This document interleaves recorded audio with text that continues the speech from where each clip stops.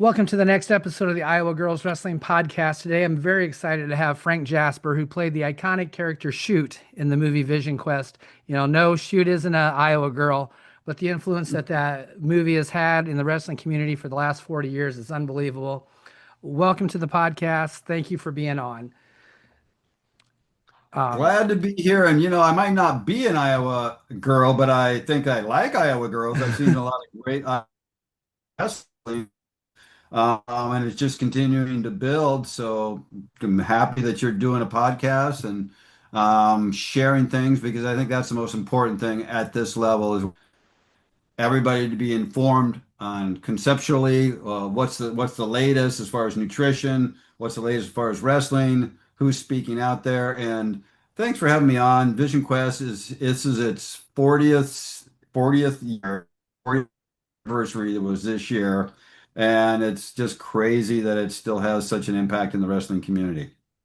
Yeah, it is. It's one of my favorite movies, and I think I would have been about a freshman or sophomore when it came out. So it definitely influenced my wrestling a lot. Our first interactions probably came about the time it was on social media. You would always, you've been very active commenting on different pages, different, groups and stuff that I was in. And we watched Vision Quest, my girls wrestling team, Ridgeview Girls Wrestling, for Christmas as a team. And I reached out and asked you if you would make a short video for them, and they loved it. They sent you one back, and I don't know if you remember or not, but it said there's absolutely no way Shoot lost that match. So it's even today in our little small town that we're in Iowa, the girls love the movie. They love watching it and stuff. So I just thought it was really cool.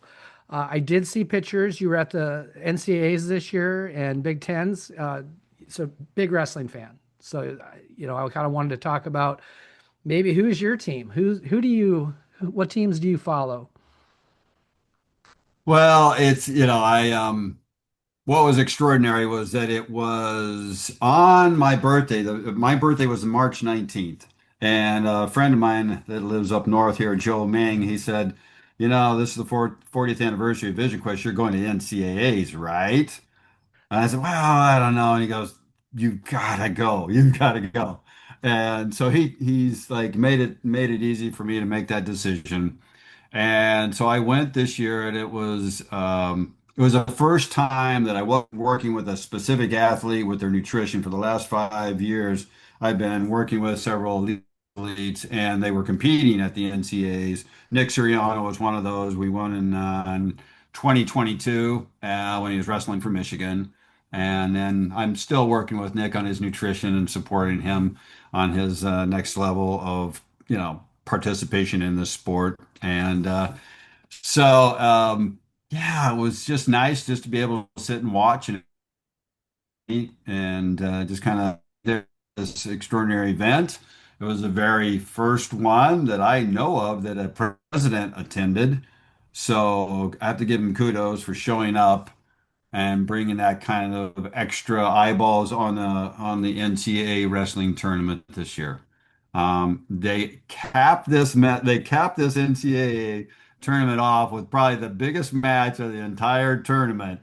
Yep. And if you got to see it, you know what I'm talking about. The entire arena erupted. And it didn't matter if you were rooting for one or the other heavyweight, so you didn't matter because the excitement and then the outcome and then the last 30, there was 30 seconds left and Hendricks was able to score on Gable, and that was it. And just an extraordinary way. And you see these 285-pound heavyweights. Like when I grew up, these were just Oh like yeah. big blobs of people out there just slapping each other around and falling on each other almost.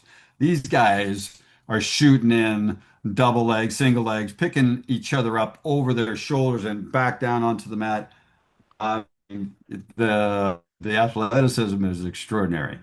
Yeah, it's the sports changed, and you'd mentioned earlier that you're working with elite athletes, a lot of wrestlers, some starting to get into MMA. What do you think has been the biggest change in the sport as far as nutrition. I mean, back in our day when we were competing, it was that throw the plastics on Yep. and suck all the water weight out of you and don't eat for a week type of thing. What are you doing now with these top wrestlers that maybe could help some of these kids out? Well, I think that if everybody, so we have to go to very carefully about what I say will work, not work, because everybody's microbiome, everybody's DNA is extraordinarily different and requires different nutrients. And you might be able to eat something that I can't, and I can eat something you can, and I need something you don't, vice versa. So the nutrition needs to be dialed in on a personal basis. And I think we're seeing this more and more. We're doing blood tests, we're doing DNA, we're doing some pretty extensive testing now for these athletes. And so I think that the science behind it has increased tremendously. But I still see this old mentality of starvation, dehydration, overtraining, to get down to that weight. And I got to tell you, I was at the last Olympics trials with one of my athletes, and he was knocking off the last pound or two, the night before he was going to wrestle. And I saw one of our other top athletes in there, and the guy was dying, and he just looked terrible. And I heard that he made weight, and then I heard that he totally sucked. He had no juice, he had no energy, and listen, this is what I'm talking about. It's like you need to think about this. Seth Gross was talking about one of the biggest mistakes he ever made was to cut way down and cut extra weight. And he said that never served him well. And he always performed at an upper weight better. I was speaking with Vito Arugula at the NCAAs this year, and he and Nick had wrestled in the 2022, and I saw him at 125 that year, and I was like, man, he just doesn't look good. He looks too thin. And luckily, Nick was able to beat him. And then the next year, he goes up a weight class, dominates, walks through people in the NCAAs, goes on a World Cup, dominant. I mean, the guy is killing it. And that's part of the thing is that he went up that extra weight class and decided to like, yeah, I'm just gonna train at this weight and dominate at this weight and trust, this is the best weight for me to perform at. Yeah, that's really good advice. Girls wrestling's a little bit different in our weight cutting practices because women are just built different and stuff. Oh So a yeah. lot of my girls don't cut a lot of weight, but they still have a tendency to do some of those bad habits. The last couple of days they're not getting hydrated. And I Yeah. keep telling them if you just would drink water, a lot of water, your body will get rid of it. It There it will, is. but it's got to be used to it. So You got to, so it's that old thing because you can suck water and you can drop that weight, but that's just false weight. That's just water weight. That is not true weight. And yeah, the first thing that happens is you lose endurance when you're dehydrated. And then your brain also is one of it's even more water. It's composed of more water than the rest of your body. And so your brain won't function like it should when it's dehydrated as well. Just doesn't make sense. This is where we were talking about like that old belief thing of like cutting and sucking water and doing everything that was done in the movie. Yeah, I love that you got to peek behind the screen of what it takes to be an athlete and to be a wrestler. And the challenges are not just in the weight room or, the wrestling room, but you also have to deal with that at every meal. A lot of these kids are just not, able to eat anything. They have to be very specific about what they can eat. All their friends are eating pizza and drinking Cokes, and as they're in high school and they're having a good time. So it's extra dedication that these athletes commit to so that they can perform better. But there is a way where you can drop weight and still feed the body and feed the brain. And that's what I've been working on for the last 5 years. And it's primarily, we don't want to carb load, spike the sugars and crash because that's what happens. If you take in a lot of sugar, first thing that happens, you get a spike and then you'll crash. Where are you going to crash? You're going to crash in the first period, the second period, or the third period. And so you want to be like Maybe you want something that's going to be a little bit better, a little more even, longer lasting, not spike and crash. Carbohydrates, extra sugars in the body will cause inflammation. And I'll tell you about how it sets you up for injury. It will feed bacteria and viruses. It suppresses your immune system. It dysregulates your hormones. It can feed cancer. Um, Cancer has two energy pathways. Sugar is one of them, so a glucose pathway. And so so why are we using that? And is there a better solution? And I believe there is. I think there's a modified fat adaptation that you can utilize the two main pathways of energy, which are for us human beings, are sugar and then fat breakdown. So it's a glycogen and glycolysis and then keto, breaking down fats, getting those ketone esters. That's where you're going to get the key, the fat burning energy. That happens to be if you're in a even if you're in a fasted state, you have no sugar in your system at the time. There's still 30 to 40,000 calories you can burn for fat. Fat energy burns very evenly. Ketone esters, the brain loves those, so you can feed the body the ketone esters, keep the amino acids up, hit those electrolytes, and you not really have a high caloric count, but still the body will be burning up everything that you're utilizing there, but not have to burn your muscle up, not have to break down tissue so that you will have energy. Very cool. Very cool. That's completely contradicting to what we were doing as wrestlers. Um, let's go back for a little bit now, and let's start with just, where your wrestling started, and see kind of maybe how you got involved in wrestling. Maybe talk about coaches, teammates in your early years. Yeah. Well, I think my biggest influence in the very beginning was my father, who was a black belt in judo.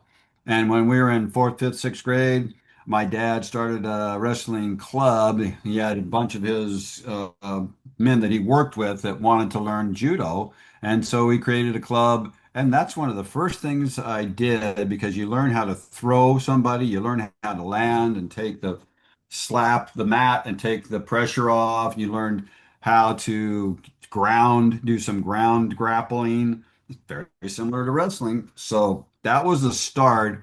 And then the next time I was exposed to anything was as a freshman in high school. And I had moved to a new town. I didn't know anybody. And one of the guys said, "Oh, the wrestling coach needs little lightweights." And I was a little guy. Believe it or not, I was a little guy. Like you said, I weighed graduated eighth grade at 104 pounds. And then by the time school rolled around, I think I was 110, 12, maybe. By the time, through the summer, I gained some weight. Yeah. And junior year or sophomore year, I was close to 126. And then junior year, 136. And so it was going to be 155 for me my senior year, but I didn't wrestle my senior year. But all through that, by the way, I did martial arts in high school. I was taking karate. I was studying it. I was fascinated with it. I loved the concept of the Bushido. I loved um, the whole warrior mentality, and that you had to die before you went into war, so you had no fear. And that I love the concept is if you were going to do damage martial arts wise to somebody, you also need to know how to heal that damage as a practitioner. So you need to know the martial arts and the healing arts aspect. They kind of go hand in hand. Yeah, that's really cool. You also said that after high school, you ended up being a bodybuilder, and it obviously showed in the movie. But how did you get into that? Yeah, I just was fascinated with Arnold Schwarzenegger's book, Autobiography of a Yogi, and I loved working out. And I was small, so I had a little bit of that. Charles Atlas got kicked sand in the face. I was a small guy and I didn't want to get pushed around. So I was like, okay, I'm going to be big, so nobody will ever push me around. And then thought, like, yeah, I want to go live in California and lift weights like Arnold did at Venice Beach and hang out there in the sun and compete and become a bodybuilder. And so that's what was exciting for me at the time. And you know, I can't remember if this is in the recording or not, but I ended up leaving North Idaho College, going to the Tri-Cities and working as an iron worker for 4 years. The last 6 months, 8 months that I was there, I ended up wrestling with the Pasco college wrestling team. I had one of my brother who was 2 years younger than me was wrestling for the school, and he was at wrestling at 192, and it was such a small school they didn't have anybody his weight, and we were on a kind of a layoff time at the nuclear reactors. I was as an iron worker on the nuclear reactor sites there, and they had shut them down for the time being. And so I was just kind of hanging out collecting unemployment. So it was really good timing, and I got to go wrestle with the team the entire season and travel with him and watch him wrestle. And he ended up winning the NJCAA, 192 weight class, the national title. So. Awesome. So, how did you get the role as Shoot? How did that all happen? So at one point while I was working as an iron worker, I just decided I'm done working as an iron worker. I'm going back to school. And 3 days later, I'm signed up at Eastern Washington classes, and I applied to this athletic training program because I thought, oh, this is great. I want to work with athletes. I love bodybuilding. I love anatomy, physiology, nutrition. I'm just going to go apply it to other athletes. And so I got in the program, and as a student trainer, you have to be with certain teams each semester, and you do different teams, different semesters. Well, I just happened to be with the wrestling team that semester, and this is when they started to get ready to film the movie Vision Quest. And one of the wrestlers was there in the room that was a wrestler for Eastern Washington, but since he got a role in the movie as an extra, and he was doing that, he couldn't wrestle the regular season for Eastern Washington. So, but he still came in and sat at the bench there and was kind of watching the guys work out and train. And he looks over at me and he goes, "Hey, you know that I'm doing this movie and I actually get paid to wrestle." And I said, "Wow, that's fantastic, man." And he goes, "Yeah, they're still looking for somebody, 6 foot tall, muscular build that can wrestle." He goes, "That's you. You got to go talk to this casting director. She's great." And I was like, nah, I just wasn't interested. But he finally convinced me that she was super nice and this was really kind of a cool thing to do. And I finally just said, okay, I will go see, and maybe I'll get a role in this movie as an extra. That's what I thought. I'll be in the background. I get to see how a movie gets made. I get paid. So I'm happy. Yeah. Walk into the audition, and it's a small little, just a little over 5'2", kind of, sweet looking old lady. And she goes, "Great, here." And she hands me the sides. She goes, "Read over the sides and then we'll go through your lines." And I was like, "Oh, okay, this guy has lines. All right." I had no idea. I probably wouldn't have done it, because I had no background whatsoever. Read with her. And I made a mistake on one of the lines. It's something very new for me. It's like, so when I get nervous, sometimes I laugh. And so I laughed, and she stopped and she looked at me and she goes, "We're looking for intensity here. If you make a mistake, just continue on as if nothing happens. Got it?" I'm like, "Oh, okay." Uh-huh. So we read the lines again. I didn't make a mistake. She calls up Harold. We're in a hotel is where their offices were for the shooting. She goes, "Harold wants to see you." Harold Becker is the director of the film. So we walk over now, go into his room, his office. He looks at me, kind of looks me up and down, and he goes, "Okay, you know the lines now." And he takes the sides out of my hands. Now I know there's not like these big monologues, but I have cues, and he says stuff, and I just memorize what I had to do or try to memorize. I had no idea what I was doing at that point. And he says, "Okay, we'll read the scenes." And we read the scene. I don't know how I remembered it. I have no idea what happened when we got out of the room. I still am kind of a blank. I have no idea what happened, but apparently I was able to do the scene. Um, and so the casting director goes, "Okay, he really likes you, but you got to, show him that you can wrestle. We got to make sure this is, you can do the role we need. So you got to show up and go." And so I had this guy named Cash Stone was running the wrestling practices for the movie. And he was a wrestling coach for probably 40 years in Meade, Washington, right there in Spokane, Washington. So everybody knows who this guy is. And so I hadn't wrestled since the time in Washington, and Uh-huh. at Pasco. It was probably a couple years ago, but and I was certainly not in what we call wrestling shape. I was on a bulking phase, and I was eating to just get big, and Yeah. I was kind of fat a little bit at the time, just because I was seriously just trying to put weight on. So I wrestled, and I wasn't sure if I could, make it, but I did. We did it. We got through, and he looked at me and he goes, "Okay, I can see you can wrestle and you can do this role." Then I had to come back. Another time I had a 70s mustache at the time. And so I had to show them that I looked a little bit younger than I did with a mustache. And Matthew was 26 years old. I was 26 Yeah. years old when we shot the film. Both of us looked younger, but had fair hair and fair skin, and he looks younger as well.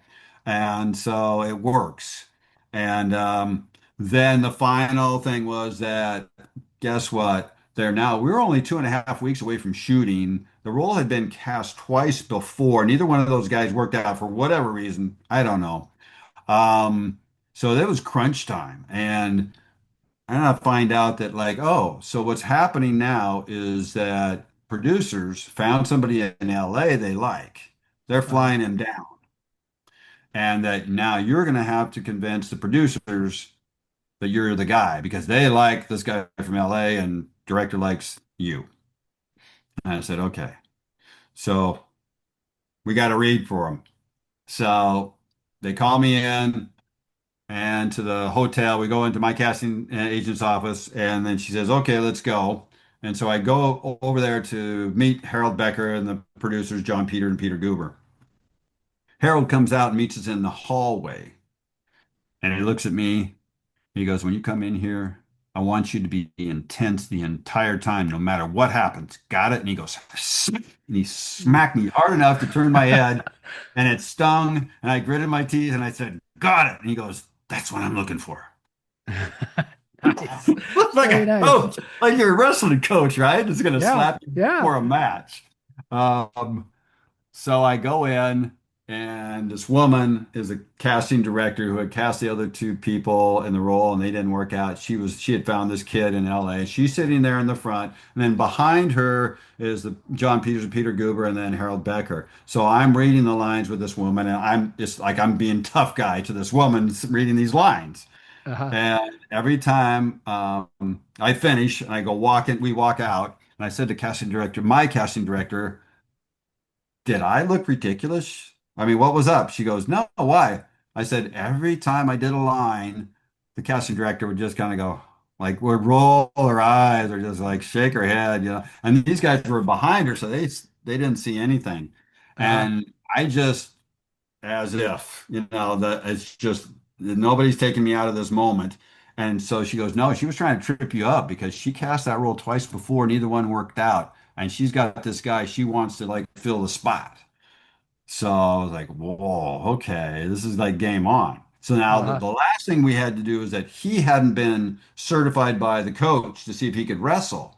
So they had us put on our singlets and our wrestling gear and everything, go to the set where they were shooting, and everybody stopped. And they were shooting some scene in another room, and they stopped, and they had a mat all laid out, lit up, and so the cast and crew, that was shooting that day just got around it. And then we got out there, and the coach was like, okay, single leg, double leg, duck under, arm drag, this, that. So he's going back and forth, and we just kind of had this wrestle off. Uh-huh. And he goes, okay, the kid from LA, he's good enough. He's got a good game. The kid was a good wrestler. And so we took about a 5-10 minute break, and then John Peters came over and says, okay, kid, you got the role. He Very says, cool. every time I looked over and you just stared at me and gritted your teeth. Because I would just, there you'd look over and I just stare him down. You know, like, come Yep. on. And he says, every time I looked over at you and you were just gritting your teeth and staring at me, he says, that's what did it. That's how I got the role. That's cool. That is really neat. Like a 1 in a million chance Yep. opportunity. Yeah. And yeah, that's it's just amazing. You know, and Shute is kind of portrayed as a villain in the movie, right? I mean, kind of protagonist, the bad guy. You know, everybody wants to not like him. But as a coach, that's exactly the guy I want on my team, right? I want that guy that's hardworking, dedicated, fearless, that's going to go out and just wrestle. Isn't Shoot the guy that we're looking for? You know? Well, I mean, if you really want to like break it down and look at what was going on in that film and you see, who was the bad guy, who's the good guy, I'm with you because it's like if I was a coach, I would either like, and this is what I've heard, it's like you either want to be shoot or beat shoot, you know. Yep. So that's Yeah. those are your two choices. And it's like everybody kind of has their own shoot. I hear this from all over the country, like, yeah, my shoot was this guy, you Uh-huh. know, and so it's a metaphor for a lot of people. It's that, that thing at the top that everybody's got to shoot for, and the things that it looks like it's completely impossible, but you dedicate and you go for it and let the results be the results. Now, in the book.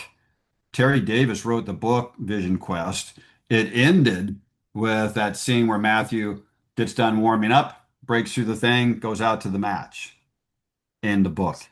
Don't so we don't in the book you don't So know who all wins. you know was exactly what it was stated by, Elmo the cook. It's like, you know, it's like doesn't matter what, it's just It's show. I was just like, there, it what did he, ain't the well, 6 minute it ain't the 6 minute speech, right? about what happens in 6 minutes. But even Yep. before that, he had also said something to him about like just the fact of showing up, you Yep. know, like being there, doing what you said you're going to do, and then show up and be there, and then it's all going to be what it's going to be. Yeah. Oh, that's pretty cool. That's really neat. Um, I called some of my friends, once I knew that we were actually going to do this, and I have just a few questions that they had about the movie itself. One of them was, how heavy was that log that you went up the stairs with? That log had to be close to 500-600 pounds, I think, as yeah. It was slightly lightened, let's say that. Okay. And I have, like at the NCAs, I actually carried a log into you know, um, the evening we started with Jordan Burroughs and USA Wrestling. They did like a pre-event where they were raising money for US Wrestling, and Jack Clark was part of that, and Jordan Burroughs. They all made that come together. And so they found a log in somebody's backyard and brought it in. So I carried it, a real log. Uh-huh. And, I just turned 66. So I know what that weight feels like. And it was probably just a little bit lighter than that because you take away too much of the weight and then it looks like a balsa like it's flying around.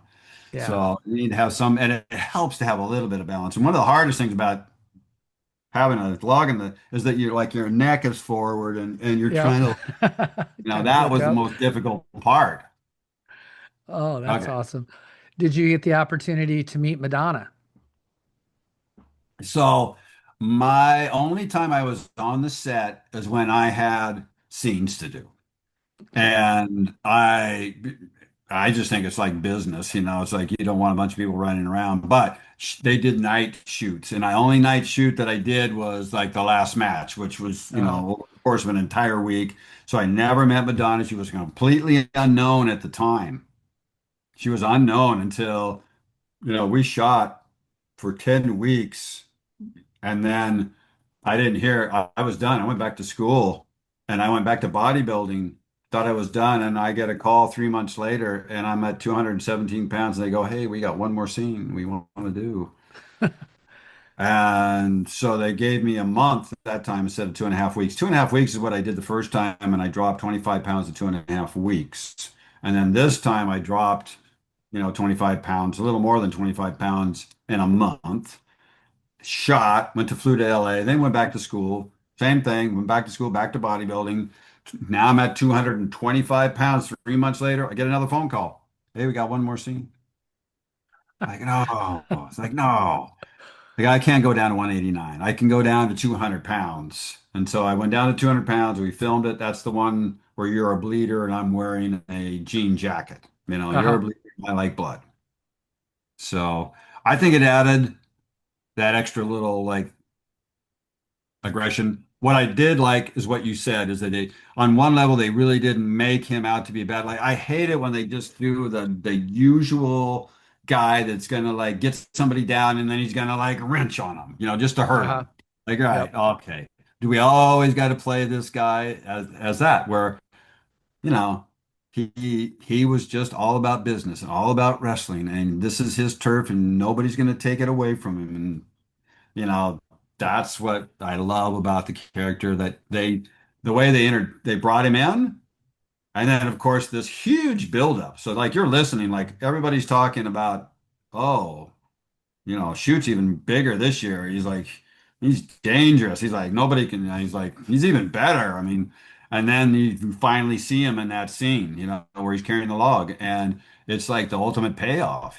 So it's like everything you feared came true. Yeah. No, that's it. I absolutely loved just watching that movie, and I watch it. It's at least once a year. It's probably twice a year I watch the movie. Um, but I have always thought about even, and I mentioned it earlier to you today. What if we looked at the movie through Shute's eyes? What Mhm. about where I think the movie would have started in Shute's eyes after that loss? What would have Mhm. happened? What would have Shute done to win the state title that year? Because that's the ultimate. I mean, he lost a dual match. You know how many Yeah. wrestlers lose all the time. Uh, you know, Gable lost. Burroughs is lost. Yeah. Gable Steveson lost in the NCAA finals, right? Yeah. But as wrestlers, that's not what defines us, right? It's well how we come back from that loss. So how do you think the movie would have, and if we would have continued the movie or saw the movie through Shute's eyes, how would that movie have gone, do you think?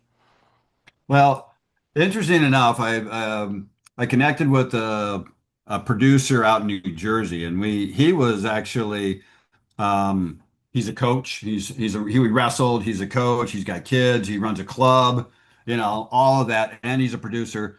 And so he's got all those aspects. He understands, and he loves Vision Quest. And so what he wanted to do was just do a Vision Quest 2, but writer strike hit, and it kind of like disappeared. And then when he and I met about 4 or 5 years ago, we talked about what would be the best way to present this particular concept and we got like, well, Cobra Kai did a really good job, and wouldn't it be interesting to like what happened 30 Yep. years later, and then you do all those flashbacks and you see like, and so we wrote a series, and we got a beautiful pilot written, and we've got the Bible, and we've got great character development, and it's part of what we do is we talk about how could Shoot actually have lost this match? What happened to him right before he got to the match?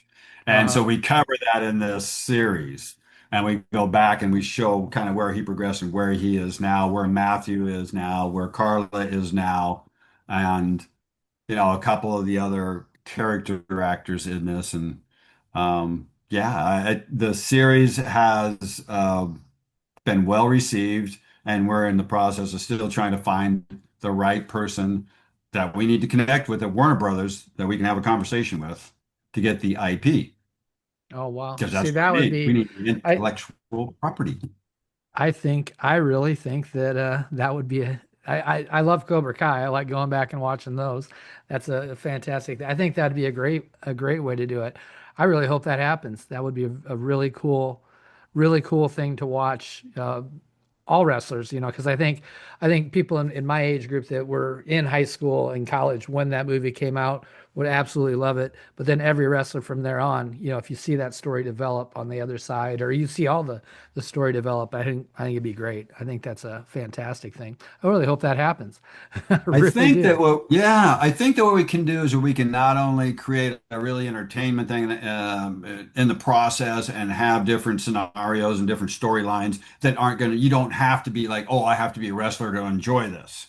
Uh-huh. So that's part of what we will do is that, and we also then want to elevate wrestling because that's what I think Vision Quest really did well, is that Yes. like it made it interesting because you saw what happens in the wrestling room, the challenges that they're doing, and the hard work, and the scrambling and the points and the challenges, and they're doing sit-ups on each other's backs, and we're all the stuff that we did, Yeah. running in the circles, all that fun stuff. They didn't show the monkey And drill that we used to do, but we did that one too. yeah. Yeah, But I incorporate some of those things into our practices. It just for yeah, fun I and I'm sure that Lunatic Fringe became probably that probably was not a big hit until that movie, but everybody listened to Lunatic Fringe. We still listen to Lunatic Fringe, warming up, So yeah, I think that's pretty Randy cool. Couture actually went out to Lunatic Fringe his last professional fight. Wow. So, also a big fan of wrestling. He was the one that, when I carried the log about 7, 8 years ago into an event that we had shipped out, this guy made these beautiful logs and training logs. And Randy Couture won it was like up for auction, and so he paid for it to be, you know, on the auction, and so that all that money goes into wrestling. So again, thanks to Randy Couture, another just great support for wrestling. Yeah. No, that's really cool. And it's in wrestling is such a great sport, and the more people that can get involved with it and see how it progresses, and how it changes you and how you become something different. Um, let's talk just a little bit about maybe your career now, your family, and just life in general. What's life like now for Frank Jasper? Wow. Um, yeah, okay. Well, We'll start with how about the family? Start with family. yeah, I'm still, the woman that I told you that I met when I was making that transition and going back to school. Her name is Sanda. We ended up marrying about 3 years after we met, and we're still together. And kids are all out of the house. I have a dog. We have a dog who's a rescue, and he's kind of basically our kid at this point. You know how Yep. that goes.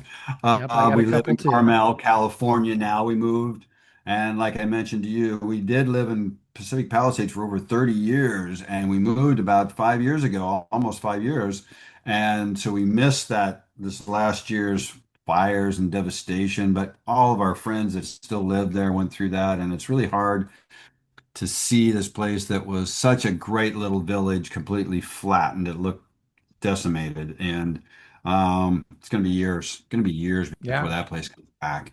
So we moved to Carmel. This is a place we've always wanted to move and stay and retire.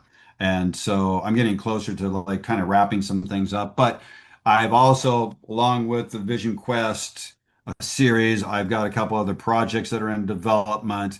And so I'm also got a couple of offers to act in a couple of different projects coming up. So I'm doing kind of a full circle. I'm going to come back and maybe do a little bit of acting, but I want to do more projects that like Vision Quest. If we can ever get Vision Quest series off the ground, that would be fantastic. If not, I have other projects that are also what true stories, inspiring stories, and with wrestling as a backdrop. And I just think that all these can really impact people. When I hear people tell me like, you have no idea how big of an impact you know Vision Quest had on me, Frank. I was just at San Jose, and they had a fight night there, and then one of the guys that was in the room, the wrestling room, named Scott Glab, the one that actually got me to come back and start to kind of connect with the wrestling again after 30 years.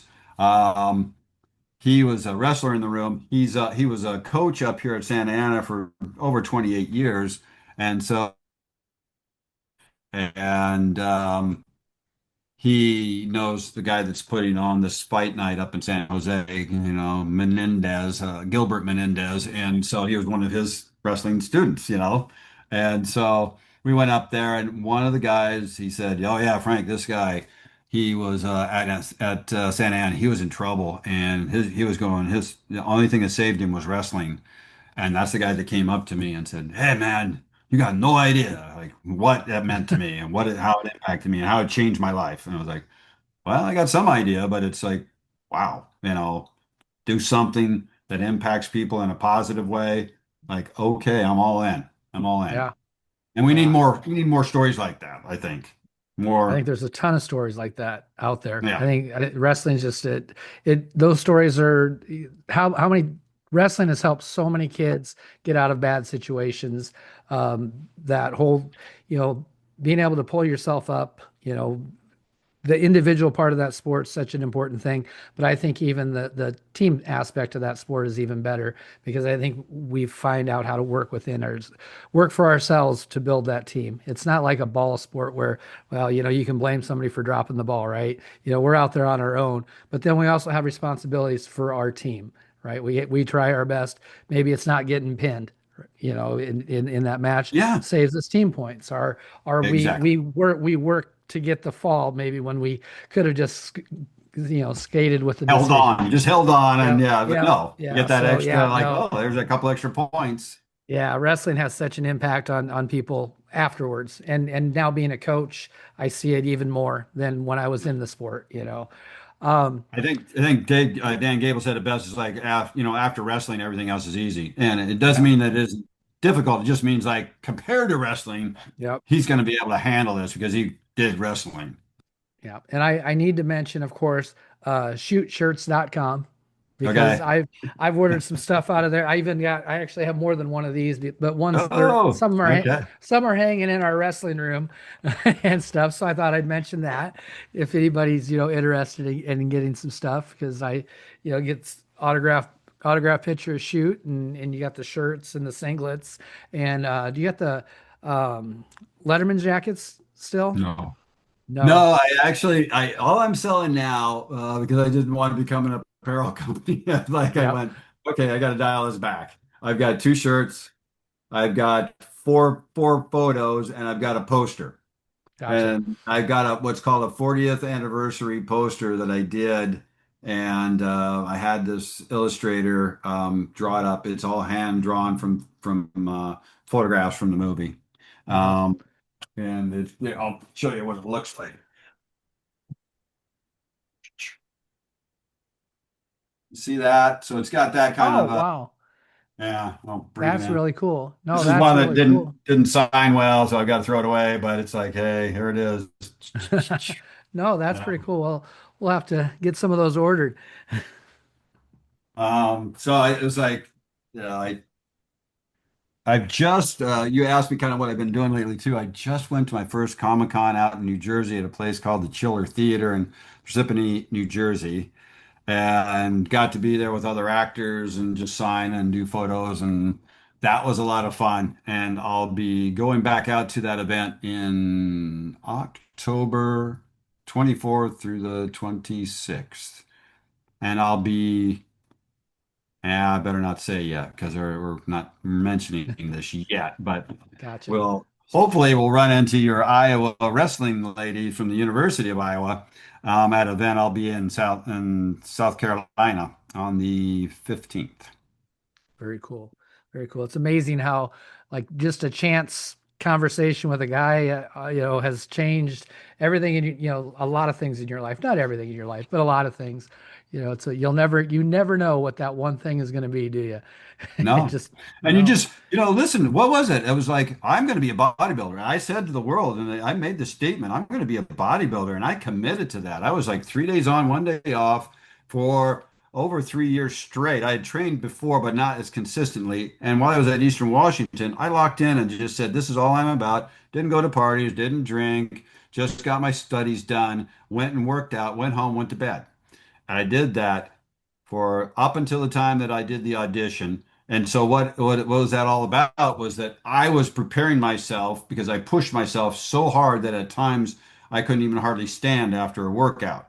And so it just happened to be that what I was really pushing myself for was this role in this movie.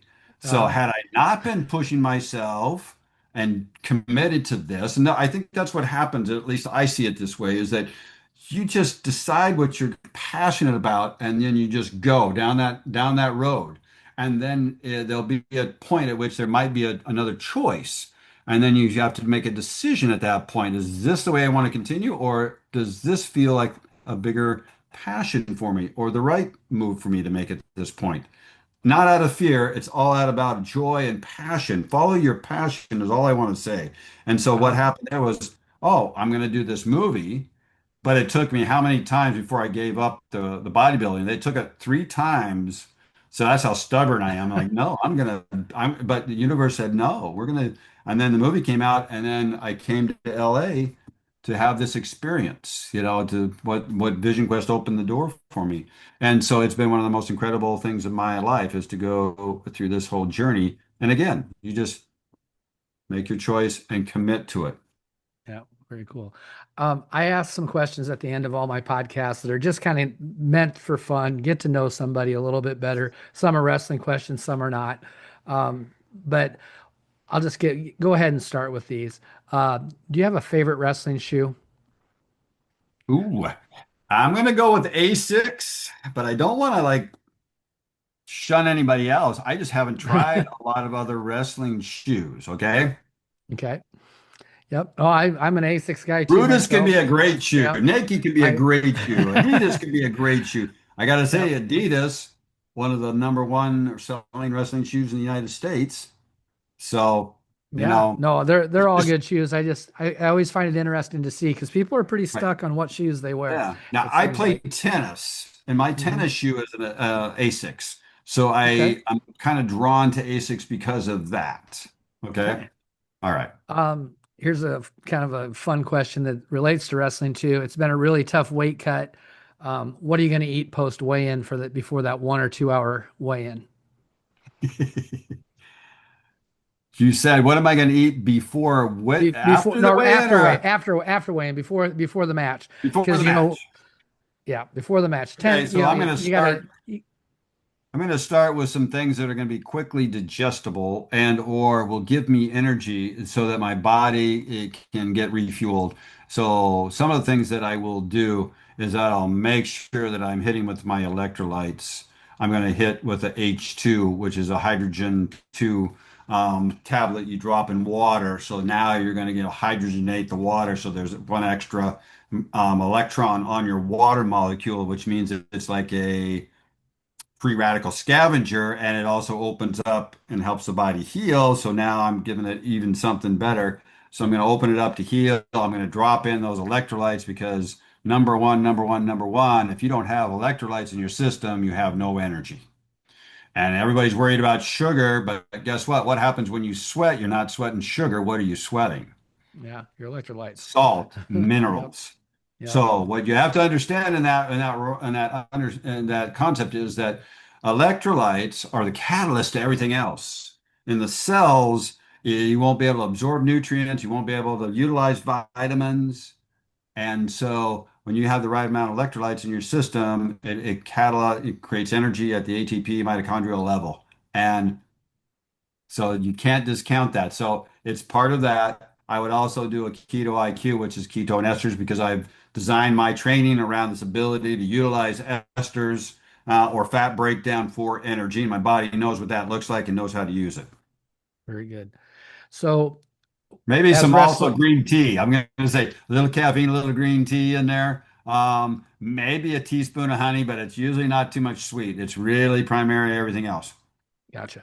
So we all have guilty pleasures, especially us wrestlers. What's your Well, favorite? What's that food that you're gonna that maybe it's a dessert or something. What's the guilty pleasure that you get every once in a while in some food? yeah, two things. I usually really I cut back on my gluten in general just because it's an inflammatory process. But every now and then, a good piece of bread that's really like fresh made, whole ingredients. I will have that with olive oil, sea salt, or balsamic and that, and I won't shy away from it. The other thing would be because when I grew up when we finished our meal and our meal time seemed to be very stressful for some reason. Yeah. And when we put everything away, we would all get these bowls of ice cream and sit in front of the TV with the lights off, Uh-huh. watching like we're in a movie theater eating our ice cream. So ice cream's been like this thing for my soul. Like if I'm Yeah. stressed out, it's ice cream, baby.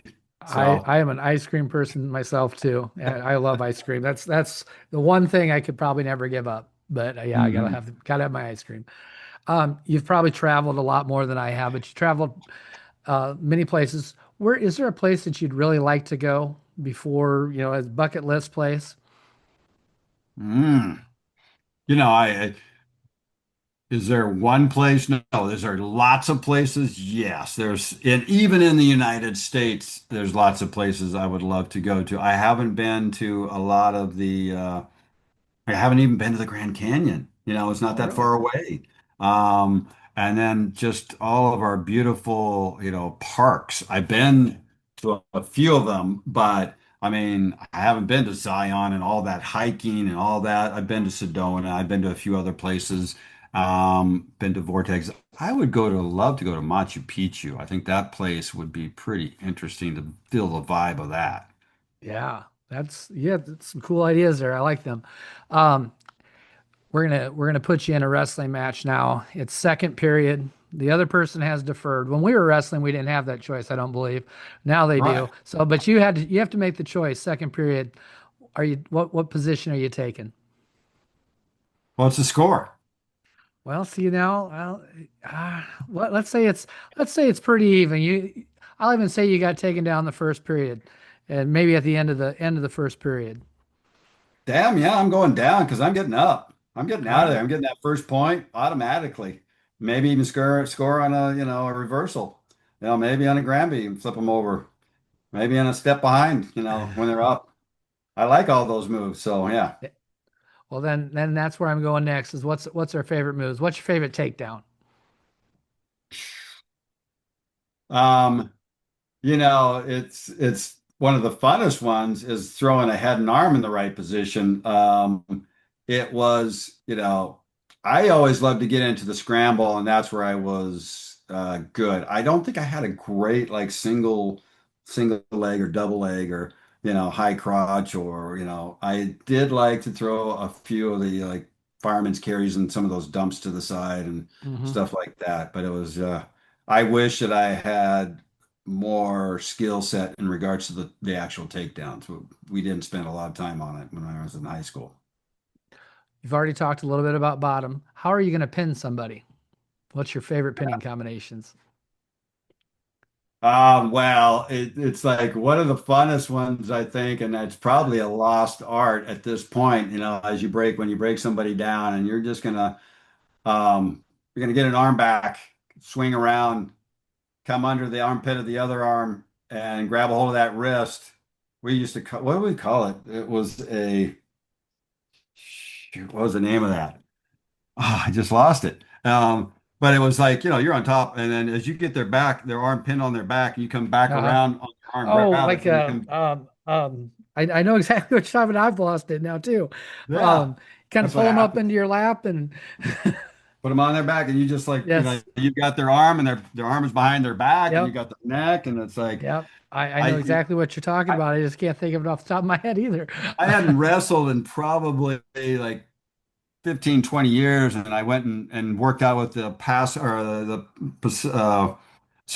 Pacific Palisades wrestling team. They invited me to come, and as soon as I broke this guy down, I instantly went into that, and I was like, "How in the heck?" We used to call it a grasshopper. Did you guys Oh, call it a nice. grasshopper? I don't think we called it Because the that. arm kind of comes up like this on the Yep. side here. If he's trying to post this, and you slip your hand under Uh-huh. there, and get him. It's pretty much a pin now. You can double up the legs too if he's got such strong neck. And it's like there's nobody's going to be able to like get out of that. A lot of times I'll ask the girls like their favorite Disney movie. Do you like Disney movies at all? The cartoons? Um, you know, do I watch very many Disney movies? No. Did I see what's the one Mulan was Yeah, actually well done in animation form. And gotcha. No, I've anything added. martial arts or the yeah, Uh-huh. Asian, I kind of, like. I've been adding this question the last couple of times I've talked to people. Since we talk about Disney movies, is there a Disney character that you'd like to wrestle? I think it's going to have to be Panda, Jack Black There you as go. Poe, because Yes. I think he's probably the most dominant character out there. I mean, he seems to dominate all the martial arts. That would be the other one. It would be that series with the Oh yeah. And they yeah, they're very well done. Um, is there someone in the sport of wrestling that inspired you? Maybe when you were younger? yeah. So. when I was just a little freshman and I was looking up to these guys, the guy that was at our 160 pound weight class, um, he was like who I looked up to, and he ended up dating my sister for a while, and he was a very bright guy as well as he had martial arts. He was into karate as well, and I remember one time it was a match, and in high school at 160, sometimes you'll get these what we call fishes, Yeah. and you know, he got a fish. He threw him in a head and arm, and he just kind of like looked over at everybody, smiled, and then dug his little, heels in and just leaned back and slapped the mat. Not because of that only, but because at times he knew exactly where he was in that match with that person. But I was just impressed with him. He was what person that I looked up to. And then afterwards, of course, when I got deeper into this, and then I watch levels of wrestlers like Jordan Burroughs or Nick Siriano and Lee Spencer and Bo Nichols and all the other guys there at Penn State at that time. Nolf. I love the way those guys wrestle, so Yeah. relaxed if I'm going to do it. Um, there's just so many great, even Snyder's tied up in some stuff right now. He Yep. still was the one of the youngest gold medal winners in our sport. Everything that I've seen of him, other than this thing that's happened, is has been nothing but just positive and inspiring. And I have to also go out to shake, like, oh, they won the World Cup at one point. We hadn't won the World Cup in like 27 years. They won that. The women have been playing, wrestling really high level at the international level. Yeah. I'm excited. I think we're in what's a golden era for wrestling. I mean, you tell me, Coach. I What do think you so too. It's so much fun to watch right now. We do so well. Our and the really cool thing about, like you were saying, all these athletes, they're really good people too. Like Jordan Burroughs, when he talks, he's so sincere, and there's good messages coming out of him. And you know, they're great people, great athletes, they're great role models. It's a golden era of wrestling right now, I think, and I'm hoping that maybe more people get into this. Um, Looking back on wrestling and everything, is there something that this sport has given you? Obviously, this sport has given you that's going to stick with you that you maybe passed on to your kids or other people that you've been around. Well, wrestling is probably, besides gymnastics, the best sport for kinesthetic awareness that you can get. That means just your body and space and time. I also think that it is a fighting sport. It's a martial art in and of its own, which means that if something happens, you know how to take care of yourself. And I think even if you never use it, if you just have that in your core, that the kind of people that prey on victims will not be looking at you to be preying on you. So I think, yes, I think it's so important that you know how to protect yourself. I think women should definitely have skill sets that they know how to like take somebody down, hurt them if you need to, get out from under, all those things that you learn in wrestling. And also, wrestling is like, you'll get hit with a club and you'll see stars, but that's the beginning. That's not the end, man. That's just like Yeah. this just starts the match, maybe.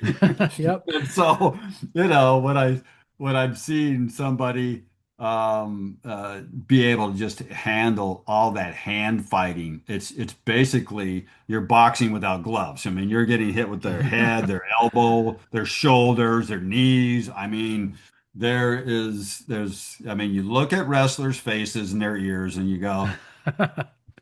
that's from the sport, Yeah. because it's demanding at that level. Yes. Last question before I'm going to give you an opportunity maybe for a quick final thought. But the last question, one of the coaches that I know very well, Nick Mitchell, he's Grandview University's coach at NAIA school, but they've won the last 12 national titles. Incredible man. He talks a lot about gratitude in life and being grateful for things in your life. Is there something that you're grateful for every day that fuels your ambitions? I look back at what my parents as a role model set for me. My dad never missed a day of work. My mom was up at like before I got up, she was out the door. She was at school. They had to be there by 8 o'clock in the morning. She would come home at 4:30. And, to see them, my dad did what I became an iron worker. I know what he went through. He did that for 30 years. And that's kind of where I think I developed my, like grinding ability, my dedication, and just like if you're going to do something, it's like, what did I say? It's like follow your passion, do it 100%. Yep. And I usually am one of those guys that would do it 110 to 120%, meaning this is just nature. Like when I learned how to snow ski, everybody else would go up on the hill and they would come in, they'd go to the bathroom and they'd get some water and they'd drink some hot chocolate and hang out in the fire and you couldn't get me off the hill. I didn't want to miss one run. I was there when it opened. My mom would have to bring me a sandwich, and while I was standing in line, I wouldn't even come in to pee. I would just ski into the woods, quick pee, back down on the run, and then I would be the last one off and the ski hill and just come in down to the van, and I would throw all my stuff in the van, get in there, and I would be crying. I would literally be crying, tears running down my face because my legs hurt so bad. And so if you can push yourself beyond what your body is saying, like, okay, you're done. Okay, you're done. Okay, I think you're done here. It's like if you can push beyond that and develop those different levels of pushing mentally through physical challenges, then I think you can pretty much do anything you want. Man, great stuff. Um, I think you've answered every possible question I could think of for Shoot. Do you have any final thoughts? You've given us a lot of wisdom throughout the day, a lot of things that have been great happening. Great things happen, but you cause those great things to happen just by your focus and by your drive. So it's not like nothing's handed to us, right? But do you have any final thoughts before I hit the stop on the record?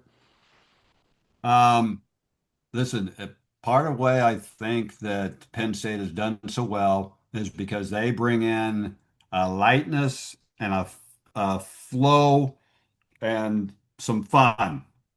And so you better be having fun. I know it's tough, but I mean, you almost got to laugh at yourself that this is how tough things are. And you're going through it with a group of guys. And that's where the bonding that you had mentioned kind of happens is when you guys go through events, challenges, matches, and overcome them with a group, then you're bonded on that level. And when I talk to people and they're talking about, oh yeah, we're getting together again with the group that won state. It was the first group that ever won state, and it's like this Hmm. has been 40 years, and we still talk to each other. And I was like, be surprised how deep those bonds go. It's almost like being in war. Like that, those bonds where you got to have somebody at your back that you're gonna know is going to protect you, and you got to trust. And same thing in wrestling, like kind of like you said, you're like, okay, you're going to go out there, you're going to pin the guy because I'm only going to be able to just beat this guy, or I'm going to be able to not get pinned by this guy. So you've got to come up with the points. I'm going to do my job, you do your job. Yeah, Um, but again, have fun, be kind to yourself, suit up, show up, be the best wrestling partner. Don't just kind of like show up and kind of half-ass wrestle and not really give your partner something to work against. It's like be a good wrestling partner. That's and push.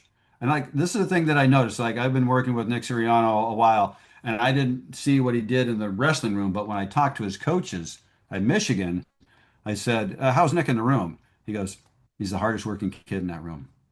And that's the year he won the NCAA, title. And so it's like, yeah, and Nick has a lot of experience. He has a lot of talent, and he also applies himself. yeah. So, No, thank you. I really appreciate you coming on. I know it's, you know, not Iowa girls wrestling maybe isn't your normal thing, but I do appreciate it. I think Vision Quest, over 40 years has done such an amazing thing to for the sport. It's inspired a lot of people. Just the story, and it definitely did with me. So I appreciate you and thank you for just, you know, being who you are. Being shoot, I want to say also thank you for having me on. And yes, Iowa girls, yes, they are the reason that this sport has improved and grown so dramatically over the last 2 to 3 years. They actually gave numbers. And I believe on a certain level, women's wrestling has saved wrestling. Oh yeah. Um, and so I'm absolutely all about supporting women and having them wrestle and having them know how to defend themselves and have the opportunities for them to go to college on scholarships or get NIL, sponsorships and make money and have, do what they love to do. All right. So thank Well, you for thank you. having me. Yep. Thank you. I'm going to go ahead and hit that button and I appreciate you.